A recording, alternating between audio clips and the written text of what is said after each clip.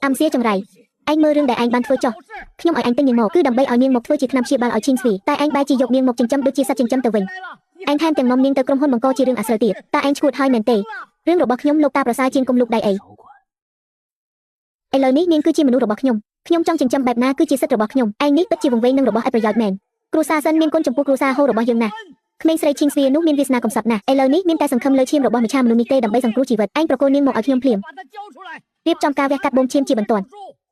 ខ្ញុំបានប្រាប់ហើយថាជំងឺរបស់សិនឈីងស្វីខ្ញុំនឹងស្វែងរកអ្នកជំនាញដ៏ពូកែបំផុតក្នុងលោកដើម្បីព្យាបាលនាងតាមវិធីផ្សេងតែបើមាននរណាហ៊ានប៉ះសក់របស់ស៊ូមីវមីវសំបីតែមួយសរសៃកុំបន្ទោសថាខ្ញុំមិនយល់មុខសាច់ញាតិឲ្យសោះល្អណាស់ឥឡូវឯងរឹងស្លាប់ហើយឯងស្មានថាអញអាចការពារនាងបានរហូតមែនទេក្នុងនាមជាឯងមិនព្រមធ្វើដោយខ្លួនឯងអញ្ចឹងខ្ញុំនឹងទៅតាមដានដោយផ្ទាល់តែម្ដងបញ្ជូនមនុស្សទៅទទួលឈីងស្វីមកសម្រាប់នៅវិឡាគ្រូសាហូជាបន្ទាន់ខ្ញុំចង់ដឹងណាស់ថានៅក្រោមភ្នែករបស់ខ្ញុំតើឯងនៅអាចការពារមេធ្មប់នោះបានយ៉ាងដូចម្តេចទៀត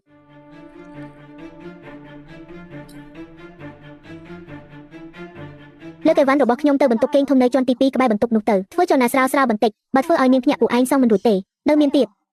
យកគ្រឿងតុបតែងគ្រឿងសមុទ្រដែលទៅភ្នែកទាំងនោះនៅក្នុងបន្ទប់ទទួលភ្ញៀវយកទៅបោះចោលឲ្យអស់ទៅមើលទៅគួរឲ្យខ្ពើមណាស់អ្នកនាងសិនរបស់ទាំងនោះគឺជាអ្វីដែលអ្នកប្រុសបានបង្កប់ឲ្យដាក់តាំងពិសេសដើម្បីលួងលោមអ្នកនាងសួរឲ្យសប្បាយចិត្តពួកយើងមិនហ៊ានប៉ះពាល់ផ្ដេសផ្ដាសទេមនុស្សថោកទាបខ្ញុំគឺជាអ្នកដែលលោកតាបានទទួលមកដោយផ្ទាល់ហើយក៏ជាអ្នកមានគុណជួយជីវិតបងធីងដែរទីនេះដល់វេនអ្នកដែលជាអ្នកបម្រើមកចេះដឹងរឿងដែរឬប្រញាប់យកទៅបោះចោលឲ្យខ្ញុំភ្លាមអ្នកគ្រាន់តែជាអ្នកក្រៅម្នាក់សុំនឹងមកដណ្ដើមបងធីងជាមួយខ្ញុំដែរឬថ្ងៃនេះខ្ញុំនឹងឲ្យអ្នកដឹងថាតើនរណាគឺជាម្ចាស់ពិតប្រាកដនៅទីនេះបងប្រុសជាទីស្រឡាញ់នាងមច្ឆាតូចមិនបានជួបគ្នាដូរហើយមិនក៏ឃើញថាជាខ្ញុំហើយមានអារម្មណ៍ខកចិត្តមែនទេ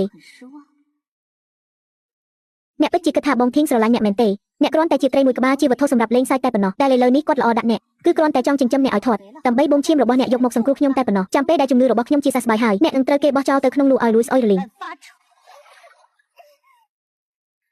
អ្នកនិយាយកុហកបងធីងមិនធ្វើបែបនេះដាក់ខ្ញុំទេគាត់បាននិយាយថាគាត់នឹងការពារខ្ញុំការពារអ្នកមែនទេកុំយកសັບអីអ្នកមើលថានេះគឺជាអ្វីទៅងាប់ទៅអាសត្វចម្លែក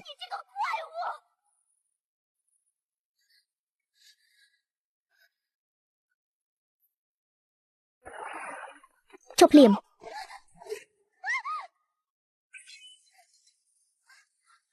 បងស្រីកុំខ្លាចអីបងមកហើយមិនបានរលាកដល់អ្នកទេមែនទេសិនឈីងស៊ុយតើអ្នកឈួតហើយមែនទេអ្នកហ៊ានយកទឹកក្តៅមកស្រោចលើនាងផងតែចិត្តថ្លើមរបស់ស្រីម្នាក់នេះមិនក៏អាក្រក់ខ្លាំងយ៉ាងនេះបងអូនយីអ្នកយល់ច្រឡំលើខ្ញុំហើយខ្ញុំគ្រាន់តែចង់យកតែមួយកែវមកឲ្យមីវមីវតែប៉ុណ្ណោះមិញនេះកាន់មិនជាប់ដៃក៏ជ្រុលធ្វើឲ្យកំពុកដោយអចេតនាមិនក៏អ្នកអាចរុញខ្ញុំខ្លាំងយ៉ាងនេះដៃរបស់ខ្ញុំឈឺខ្លាំងណាស់កុំមកសម្ដែងធ្វើជាស្រីកំសត់នៅចំពោះមុខខ្ញុំ